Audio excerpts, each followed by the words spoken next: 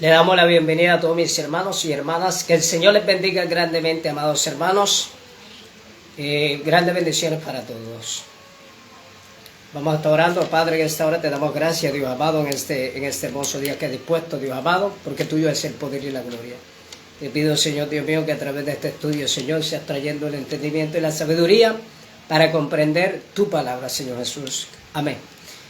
Amados hermanos, empezamos con este estudio de bibliología, con el libro de los profetas menores, el libro de Malaquías, uno de los libros de los profetas menores. El libro de Malaquías, amados hermanos, es el último libro del Antiguo Testamento y está dentro de los profetas menores.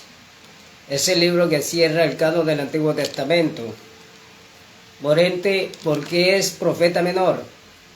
Se llama profeta menor porque sus escritos son poco extensos. Quiero decirle que Malaquías, ¿cuál es el significado del nombre Malaquías?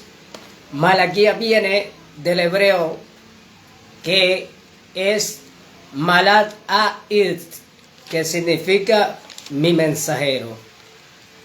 Malaquías fue uno de los profetas que profetizó durante el siglo V antes de Cristo. Probablemente pudo haber sido escrito el libro durante el viaje de Nehemías a Persia. Un siglo más tarde, antes que comenzara a profetizar Ageo y Zacarías. Quiero decirle que Malaquías empieza a profetizar en el tiempo en que ya el templo había sido construido nuevamente. Porque quiero decirle que el primer templo, que también se llama Templo de Salomón, fue destruido en el 586 a.C. por el rey de Babilonia llamado el rey Nabucodonosor II. Quiero decirle que la ciudad fue devastada y el templo fue destruido y fueron saqueadas todas las cosas del templo. Y los israelitas fueron exiliados, fueron llevados a Babilonia. Aquí vemos que los israelitas son tomados cautivos por los de Babilonia, bajo el mando del rey Nabucodonosor. Más tarde, el imperio babilónico cae y se levanta y toma el poder un rey llamado Ciro el Grande, el cual era de Persia. Ciro el Grande fue el que dio la orden para que regresara nuevamente los israelitas a su tierra. Y bajo el liderazgo de Zorobabel, el cual provenía de la línea real de David, y el sacerdote Jesuat y Esdras y Nehemías empezaron a construir el templo. Entonces el templo se construye durante el liderazgo de Zorobabel. Quiero decirle que el templo fue reconstruido nuevamente. O sea, fue construido nuevamente el templo porque el primero había sido destruido en el año 516 a.C. Esto fue después de la caída del imperio babilónico y tomó el poder Ciro el Grande, cual era de Persia. Entonces eso lo vemos en el libro de Esdras. Esdras, capítulo 10, puede leer, hermano, porque estoy dando una enseñanza resumida. En su casa puede leer los capítulos. Esdras, capítulo 3, versículo 10 al 13. Entonces vemos que el templo es construido. Este se llama el segundo templo porque el primero fue destruido. Es el segundo templo que es construido bajo el liderazgo de Zorobabel y Esdras y Nehemías. Entonces, el líder era Zorobabel. Entonces, Esdras y Nehemías fueron los que colaboraron juntamente para la construcción, y el pueblo para la construcción del segundo templo, que era parecido al primero, pero en el primer templo habitaba la presencia de Dios. Representa de que la presencia de Dios habitaba en el primer templo y la relación de Dios con el pueblo. En el segundo templo la presencia de Dios no había venido. Por tanto, los israelitas empiezan a tener una indiferencia hacia Dios. Y a medida que fue pasando el tiempo, los sacerdotes se fueron corrompiendo más y más. Empezaron a hacer sus cultos falsos e hipócritas y a dar una mala interpretación de la ley, a aprobar leyes como el divorcio. Los sacerdotes se casaban y dejaban a sus esposas y le daban carta de divorcio y se metían como eran extranjeras, y el pueblo también estaba haciendo lo mismo. Es decir, que los sacerdotes estaban practicando la injusticia y el pueblo también. Y habían menospreciado todo lo que es referente a las leyes de Dios. Entonces, amados hermanos, quiero decirles que el templo, la expansión de este templo, que es el segundo templo, empieza en el año 20 a.C. y 64 a.C. por Herodes el Grande, el cual reinó desde el año 37 a.C. hasta el 4 a.C. Estoy hablando de la expansión del templo. Herodes hace una expansión del templo, embellece el templo, que es el templo que aparece en el tiempo de Jesús, también llamado el templo de Herodes. Fue un templo embellecido, un templo amplio, porque quiero decirle que todo esto lo hizo Herodes con fines de ganar partido. Y este templo todavía en el tiempo de Jesús seguía siendo embellecido, pero era uno de los templos, una de las arquitecturas más impresionantes en aquellos tiempos. Quiero decirle que el templo después fue destruido en el año 70 después de Cristo por una guerra bajo el gobierno de Tito, una guerra judía romana que hubo, y este segundo templo, que ya había sido embellecido, fue destruido. Amados hermanos, estamos viendo el estudio del libro de Malaquías, estudio de bibliología, y por ende tenemos que hablar sobre este tema del templo, porque quiero decirle que Malaquías empieza a profetizar cuando ya había sido construido el segundo templo, que tenía una similitud al primer templo que había sido destruido por el rey Nabucodonosor II. Entonces quiero decirle que este segundo templo se hacían sacrificios y estaba en la línea sacerdotal y levítica sirviendo al Señor. Pero quiero decirle que a medida que fue pasando el tiempo, se fueron corrompiendo más y más los sacerdotes y también el pueblo. Entonces los sacerdotes practicaban la injusticia y el pueblo también practicaba la injusticia, y menospreciaron todo lo referente a la ley de Dios, dejando el pacto original que Dios había hecho con Leví en cuanto a la línea sacerdotal y el servicio a él. Entonces quiero decirle, amados hermanos, que el libro de Nehemías, el libro de Malaquías, ataca los siguientes puntos. El profeta Malaquías ataca los siguientes puntos. Primero, la corrupción, la impiedad y la seguridad de dirigir sus juicios hacia la hipocresía. Segundo, la infidelidad, compromiso, divorcio, adoración falsa y arrogancia. Esos son los puntos que ataca el profeta Malaquías a través de la profecía que Dios le da. Él condena al pueblo en 6 áreas. Malaquías condena al pueblo en 6 áreas. La primera, amados hermanos, es la siguiente.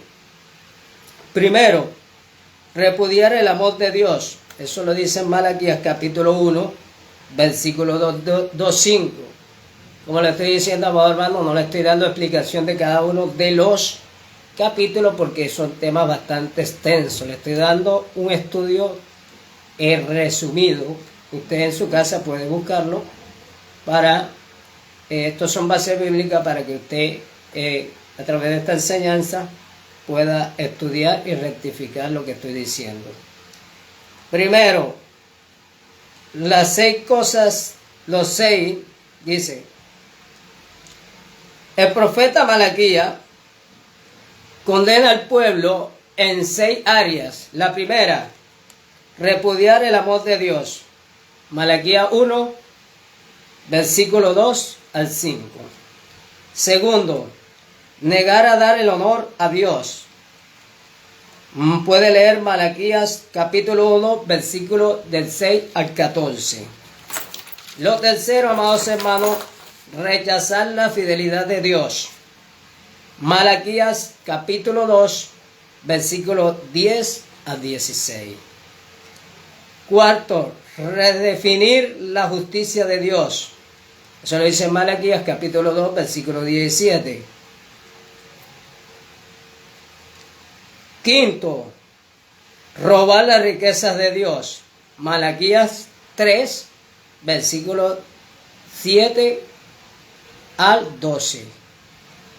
Y sexto, maldecir la gracia de Dios. Malaquías 3, versículo 13 al 15. Estas son las 6 áreas en las que el profeta condena a el pueblo y a los sacerdotes en sus pecados deliberados.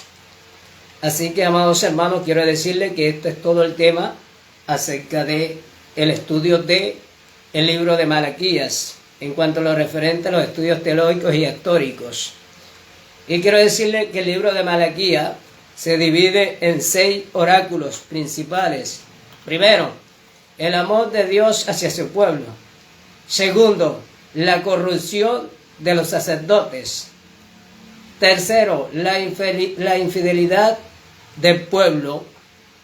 Cuarto, la justicia de Dios. Quinto, quinto, lo que ocasiona dar los diezmos. Y sexto, el día de juicio. Quiero decirles, amados hermanos, que estos son los temas centrales de los que se refiere el libro de Malaquías. Entonces, en este estudio del libro de Malaquías podremos ver muchas cosas que van a aclarar su entendimiento y van a aclarar muchas dudas acerca de este libro. Es uno de los libros en que es usado en su mayoría, no por todo, en su mayoría por la mayoría de los líderes que están haciendo mercadería con la fe. Están aprovechando de la fe para hacer mercadería y es uno de los versículos más usados en toda la historia. Tiene que ver con el libro de Malaquías, capítulo 3, versículo 10. Pero en el contexto teológico, contexto histórico y arqueológico, nos podemos dar cuenta porque Dios empieza a hablarle al pueblo y a los sacerdotes a través del profeta. Nos podemos dar cuenta a través de este estudio qué era lo que realmente estaba pasando en medio de el pueblo y lo que estaba pasando con los sacerdotes. Así que, amados hermanos, empezamos con este estudio en el capítulo 1 de Malaquías. Vamos a empezar con este estudio en el capítulo 1 de Malaquías. Dice la palabra de Dios en el nombre del Padre, del Hijo y del Espíritu Santo. Dice, capítulo 1, versículo 1 en adelante. Profecía de la palabra de Jehová en contra de Israel, por medio de Malaquías. Yo he amado, dice Jehová, y dijiste, ¿en qué nos amaste? ¿No eres Esaú hermano de Jacob? Dice Jehová, y amé a Jacob, y a Esaú aborrecí, y convertí su monte en desolación, y abandoné su heredad para los chacales del desierto. Cuando Edom dijere, nos hemos empobrecido, pero volveremos a edificar lo arruinado. Así dicho Jehová de los ejércitos, ellos edificarán y yo destruiré. Les llamarán territorio de impiedad y pueblo contra el cual Jehová está indignado para siempre. Y vuestros ojos lo verán y diréis, sea Jehová engrandecido más allá de los límites de Israel. Algo que tenemos que tener en cuenta cuando nosotros vamos a estudiar todos los libros de las Sagradas Escrituras, hay que tener en cuenta el título que tiene arriba. Porque teniendo en cuenta el título que tiene arriba, nos damos cuenta de qué Dios está hablando. Dense cuenta que tiene, el capítulo 1 tiene como tópico arriba, dice, amor de Jehová por Jacob. Entonces aquí se está reflejando el amor de Dios por Israel. Entonces vemos que esta profecía en el capítulo 1 empieza de esta manera. Dice, profecía de la palabra de Jehová contra Israel. O sea, es una profecía ¿para quién? Para Israel. Para el pueblo de Israel. Habían otros pueblos. Habían otras naciones. Habían otros pueblos. Habían otros reyes. Pero aquí Dios le está hablando a Israel. Le está hablando a su pueblo, Israel. Entonces tenemos que notar la diferencia. Hay una diferencia entre el pueblo de Dios espiritual, que hacemos parte de todos los gentiles, y el pueblo de Dios literalmente. Hay una diferencia. Tiene unas costumbres, tiene unas leyes, y los gentiles tienen otras leyes, tienen otras costumbres. Entonces hay que tener en cuenta también este tema, amados hermanos. Dice, por medio de Malaquías, es una profecía que viene de parte de Dios contra Israel por medio del profeta Malaquías. Quiero decirle que, como le venía diciendo, Malaquías viene del hebreo Malach al-Chitz, que significa mi mensajero. Entonces sigue diciendo, yo os he amado, dice, y dijiste, ¿en qué nos amaste? Entonces Dios le está diciendo al pueblo, yo es amado. Y ellos responden y dicen, ¿en qué nos has amado? ¿En qué nos amaste? Es una pregunta que está en interrogante. Mire qué dice. Y Jehová dice, yo he amado, dice Jehová. Y dijiste, ¿en qué nos amaste? Entonces el Señor le está dando una respuesta a la pregunta del pueblo. Mire, ¿no era Esaú hermano de Jacob? Es una pregunta, ¿no era Esaú hermano de Jacob? Dice Jehová, y amé a Jacob, y a Esaú aborrecí. Entonces, aquí está hablando de que no era Esaú hermano de Jacob, y yo amé a Jacob, y aborrecí a Esaú. Bueno, literalmente no podemos verlo como un odio de Dios, porque Dios está haciendo acepción de personas, porque Dios está amando al uno y está odiando al otro. Aquí se está refiriendo en cuanto a la elección. Entonces, obviamente que Dios no odiaba a Saúl, pero sí aborreció lo que los descendientes de Saúl hicieron, que es también conocido como Edom. Practicaron la idolatría, se volvieron idólatras. Entonces, esto fue lo que Dios aborreció en las descendientes de Esaú, hablando de sus descendientes. Por eso dice, aborrecí a Esaú y amé a Jacob. Dios coge a Jacob para, por medio de sus generaciones, traer a un redentor, traer a un salvador, el cual es Jesucristo, amados hermanos. Por eso aquí está hablando de elección, porque el propósito y los planes de Dios era con Jacob, porque de ahí era que venía el Señor a traer a Jesucristo. De ahí venía del linaje de Jacob, venía de esta línea el Mesías, y por eso se tenía que mantener dentro de este linaje para que Jesucristo pudiera nacer.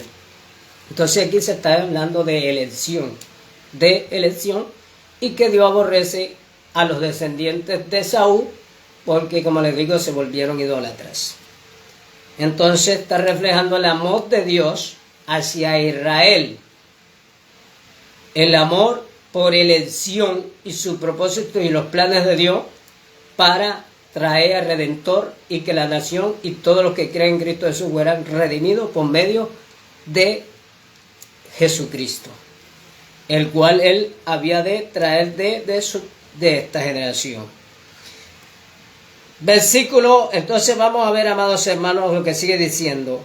Cuando Adón dijere, nos hemos empobrecido, pero volvemos a edificar lo arruinado, así ha dicho Jehová de los ejércitos. Ellos edificarán y yo destruiré. Y le llamarán territorio de impiedad y pueblo contra el cual Jehová está indignado para siempre. Y vuestros ojos le verán y diréis, si a Jehová engrandecido más allá de los límites de Israel. Dios está indignado contra todos los descendientes de Edom. ¿Por qué? Porque ellos se volvieron idólatras. Ellos fueron idólatras. Y abandonaron todo lo referente a la creencia en el único Dios verdadero. Entonces entramos, amados hermanos, en la segunda etapa de este estudio, en el versículo 6. Tenga en cuenta siempre los tópicos del capítulo. Mire que tiene como tópico, el versículo 6 y arriba tiene como tópico, Jehová reprende a los sacerdotes. Jehová reprende a los sacerdotes. Entonces son temas, amados hermanos, que no se habla en la iglesia. La mayoría de los predicadores se centran mucho en lo que es lo familiar, en cuanto a restauración de los hogares, que los esposos, que si va a tener esposa, que si no va a tener esposa, que lo uno, que lo otro, que el diezmo, que lo uno, que esto, que lo otro, puros temas seculares. Pero realmente a lo que es la enseñanza verdadera de darle a conocer al pueblo lo que pasaba, no se la están dando a conocer. Así que, amados hermanos, tenemos que entender este tema del libro de Malaquías para poder comprender, como le venía diciendo, y usted no se ha engañado más adelante, porque muchos que están siendo manipulados y engañados solamente en el pasaje donde habla de los diezmos, que habla en Malaquías del pago de los diezmos. Entonces, pero estos otros temas que lo que estaba pasando aquí en Malaquías no lo predican. Estos temas que la línea sacerdotal se había corrompido, se habían vuelto corruptos, que se estaban divorciando de su esposa para casarse con extranjera, esto no lo predican. Y que el pueblo, en vez de ellos ser un ejemplo para el pueblo, ellos estaban siendo un mal ejemplo y habían menospreciado, amados hermanos, la ley del pacto original con Leví. Y el pueblo estaba cogiendo el mal ejemplo de los sacerdotes. Los sacerdotes tenían el deber de presentar a Dios hacia su pueblo, así como el pueblo los veía a ellos como mensajeros de Dios, como los que portaban la ley de Dios. Ellos tenían que presentar al pueblo en las leyes de Dios, pero al contrario, estaban siendo mal ejemplo para el pueblo. Estaban practicando todo tipo de justicia y el pueblo estaba haciendo lo mismo, porque este era el ejemplo que los líderes sacerdotales le estaban dando.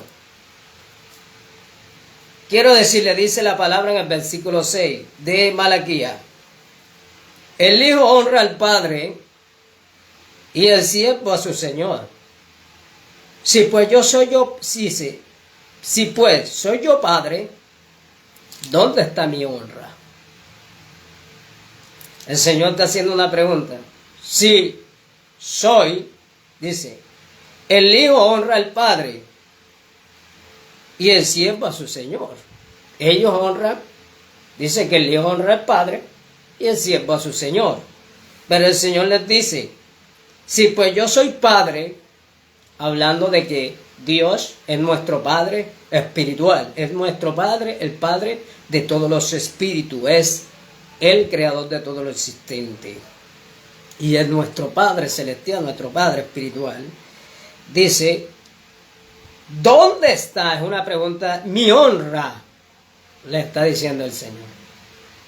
El Hijo honra al Padre y el siervo a su Señor. Pues si yo soy Padre, ¿dónde está mi honra?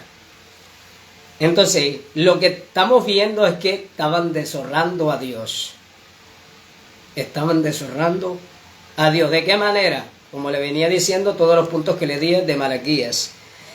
Y sigue diciendo, si soy Señor, ¿dónde está mi temor? Dice Jehová de los ejércitos. A vosotros, mire a quién les está hablando, oh sacerdotes que menospreciáis mi nombre. ¿Está escuchando? Habían menospreciado la ley original del pacto de Dios con Leví. Cosas que ni Aarón ni los levitas en aquellos tiempos la incumplieron. Fueron fieles a esta ley y al servicio a Dios. Pero ellos habían echado la ley de Dios a un lado y estaban dando una mala interpretación falsa de la ley. A unos favorecían y a otros no. Y aprobaban el divorcio y todo tipo de injusticia, amados hermanos. Y aquí vamos a ver reflejadamente la corrupción totalmente que había dentro de la línea sacerdotal. Y diciendo, versículo 6 dice, el hijo honra al padre y al siervo a su señor. Si pues yo soy padre, ¿dónde está mi honra? Y si soy Señor, ¿dónde está mi temor? Dice Jehová de los ejércitos. A vosotros, oh sacerdotes, dice, a vosotros, oh sacerdotes, que menospreciáis mi nombre. No estaban glorificando el nombre del Señor, no le estaban dando al Señor el honor y la honra que Él se merecía. Nada, amados hermanos. Y sigue diciendo, y decir, ¿en qué hemos menospreciado tu nombre? Mire lo que ellos preguntan, ¿en qué hemos menospreciado tu nombre? Versículo 7, en que ofrecéis sobre mi altar pan inmundo. Cuando se refiere a pan inmundo, era que ellos estaban sacrificando lo peor al Señor. Lo cojo, lo ciego, lo que no servía. En vez de sacrificar a los machos, sacrificaban a las hembras para Dios. Lo enfermo, lo cojo, lo que ya estaba desechado, cosa que ni el príncipe ni su rey lo aceptaría. Ellos sí tenían temor hacia el rey que tenían y le daban lo mejor. Le daban la mejor vaca, le daban el mejor becerro, la mejor oveja, lo mejor. Pero a Dios, que se merecía honrarlo y se merecía todo el honor, no lo hacía. O sea que tenían más temor al rey que a Dios. Entonces mire lo que dice, en que hemos menospreciado tu nombre, versículo 7, en que ofrecéis sobre mi altar pan inmundo. Sobre mi altar pan inmundo. Ahora, en cuanto al estudio del altar, yo quiero decirle que el altar es como símbolo de sacrificios y holocaustos, donde se ponían las ofrendas de los holocaustos. Ahora, en estos tiempos, ¿cuál es la ofrenda? Cada uno de nosotros los que participamos en el altar.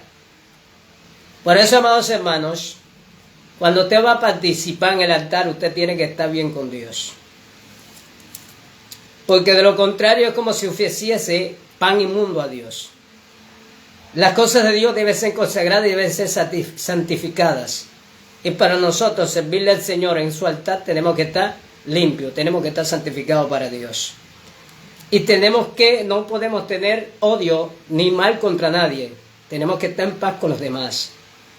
Tenemos, amados hermanos, que tener una conciencia limpia de todo pecado. ¿En qué ofrecéis sobre mi altar pan inmundo? Y dijiste, ¿en qué te hemos deshonrado? ¿En qué presentáis la mesa de Jehová? ¿En qué pensáis que la mesa de Jehová es despreciable? Imagínense, los mismos sacerdotes, miren lo que pensaban. Y decían, ¿en qué te hemos deshonrado? El Señor le está diciendo, ¿en qué pensáis que la mesa de Jehová es despreciable? La tenían en poco. Tenían en poco los mandamientos de Dios, la habían echado a un lado. Porque practicaban la injusticia. Se habían vuelto corruptos. Manipulaban las leyes de Dios a su acomodo. Y tenían una mala interpretación falsa de la ley de Dios. y habían desviado al pueblo con sus conductas, su comportamiento y su mal ejemplo, que el pueblo hiciera lo mismo. Amados hermanos, dice: ¿en qué pensáis que la mesa de Jehová es despreciable? Y cuando ofrecéis el animal ciego para el sacrificio, ¿no es malo? Mire lo que dice. Asimismo, cuando ofrecéis el cojo o el enfermo, ¿no es malo? Mire todo lo que estaban haciendo los líderes sacerdotales, los sacerdotes. Dice: cuando ofrecéis el cojo o el enfermo, ¿no es malo? Presentarlo pues a tu príncipe. El Señor les está diciendo: bueno, cojan ese animal ciego que me traen a mí, ese animal enfermo, llévenselo a su rey, para ver si su rey lo va a aceptar.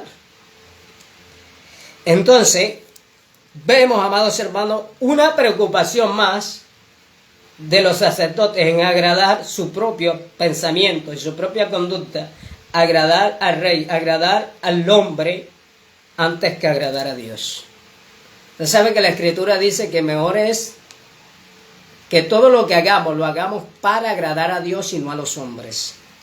Así que, amados hermanos, ellos estaban a su rey, si le daban lo mejor, le daban la oveja más gordita, le daban lo mejor, lo que no estaba ciego, lo que no estaba enfermo, lo que no tenía pata quebrada, todo eso se lo daban, se lo llevaban al rey, pero lo peor se lo traían al Señor. Miren lo que estaban practicando los sacerdotes.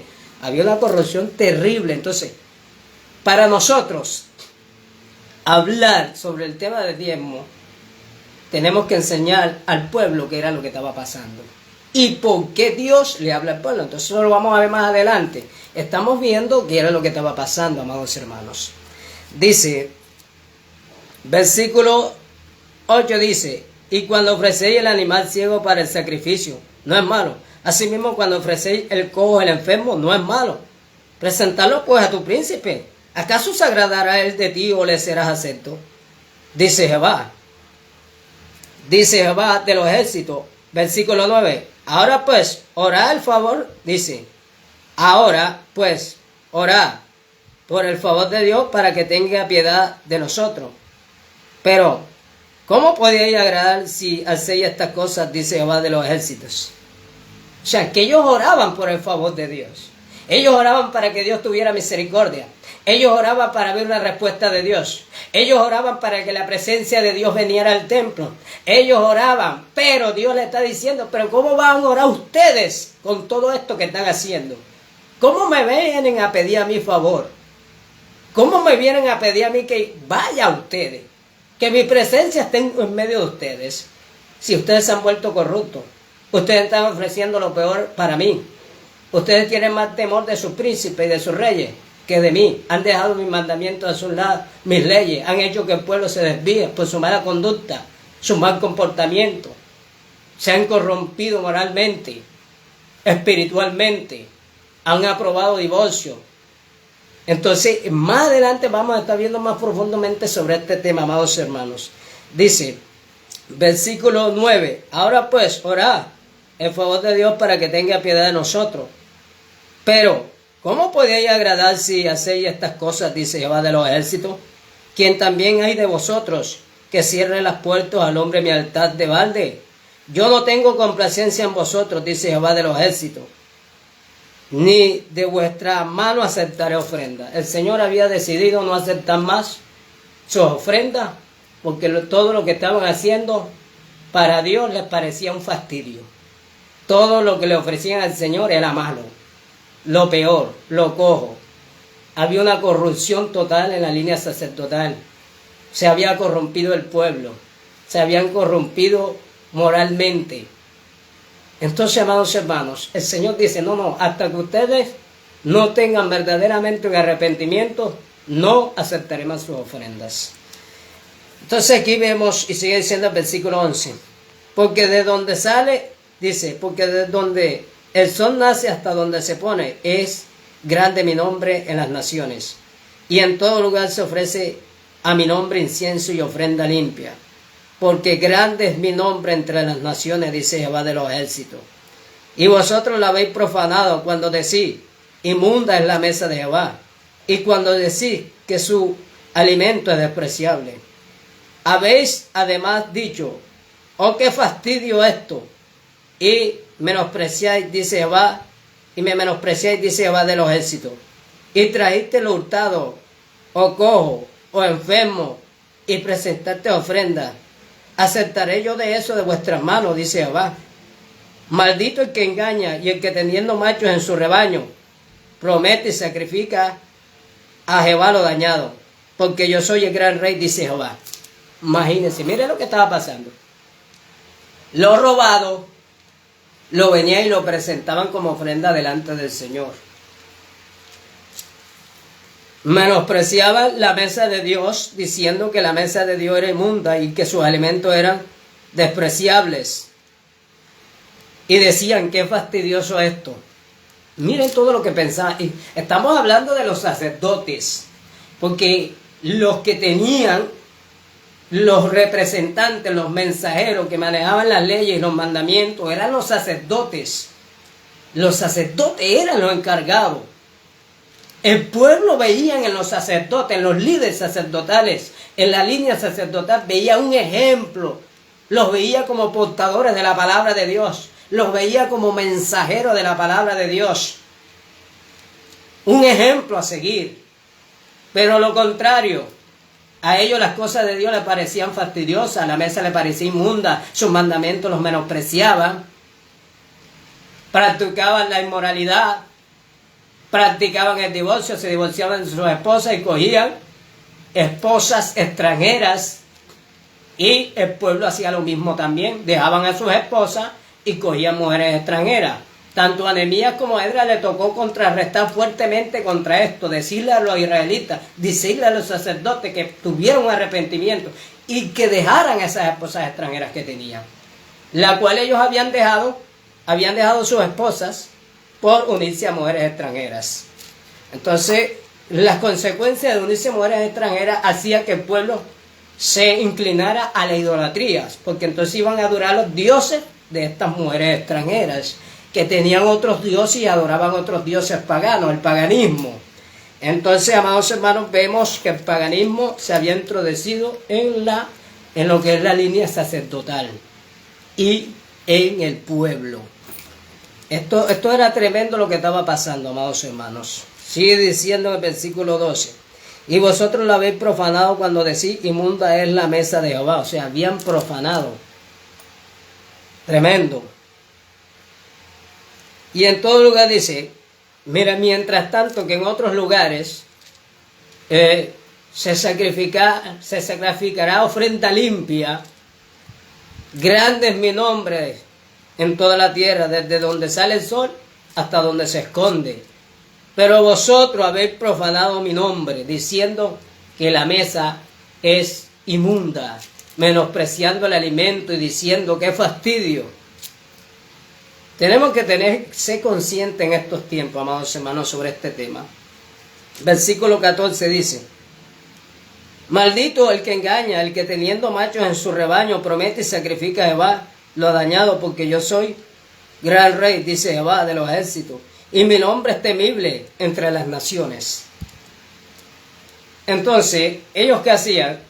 En vez de ofrecer los machos a Dios de su rebaño, lo que hacían era sacrificar las hembras. Entonces, dentro de la línea de los sacrificios tenía que ser macho. Amados hermanos, porque los holocaustos y las ofrendas representaban el sacrificio de Jesucristo. Y tenía que ser puro, no podía ser nada inmundo, nada ciego, nada enfermo. Y ellos estaban haciendo todo eso. Dios necesitaba que estos sacerdotes reaccionaran, porque venía el Mesías. Entonces, si ellos seguían con esto, se podía haber perturbado el nacimiento, la venida de Cristo Jesús por primera vez, el nacimiento del Mesías. Porque mientras ellos siguieran uniéndose a mujeres extranjeras, estas mujeres extranjeras hacían que el pueblo se desviara de la verdadera adoración y adoraran dioses paganos. Dios no podía permitir esto. Dios no podía permitir esto. Y amados hermanos, mañana vamos a ver lo que Dios empieza a decir a estos sacerdotes, amados hermanos, y también al pueblo. En el capítulo 2 tiene como tópico reprensión de la infidelidad de Israel. Aquí Dios habla fuertemente al pueblo y habla a los sacerdotes y le define que si ellos no se arrepienten, Dios los va a desechar, Dios los va a quitar de su cargo. Así que, amados hermanos, este es el estudio de bibliología, contextos teológicos del libro de Malaquías. Espero que este estudio en la primera parte del capítulo 1 sea de gran bendición. Mañana estaremos viendo el estudio del capítulo 2 de Malaquías, estudios de bibliología, contextos teológicos de este estudio y históricos, amados hermanos. Así que espero que sea de gran bendición este primer estudio de hoy y que pueda haber visto con claridad sobre este tema. Vimos el amor de Dios, ¿verdad? Por elección, Dios coge a Jacob, aborrece a Esaú, porque es que la descendencia de Esaú se volvieron idólatras, pero Dios ama a Jacob por elección, porque de él era que venía a traer y van a ser el Mesías. Entonces vemos que Dios empieza a hablarle a los sacerdotes por medio del profeta de Malaquías y le hace ver todas las condiciones y conductas que ellos tienen. Y le hace ver toda su corrección y todo lo que ellos hacen falsamente, cultos falsos delante de Dios. Empiezan a ofrecer ofrendas indeseables ante los ojos de Dios. Por eso, amados hermanos, este es el tema que empezamos a ver hoy. Hoy vimos acerca del amor de Dios y vimos la corrupción sacerdotal y la conducta que ellos tenían delante de Dios. Este es el libro de Malaquías. Que el Señor me lo bendiga grandemente. Bendiciones.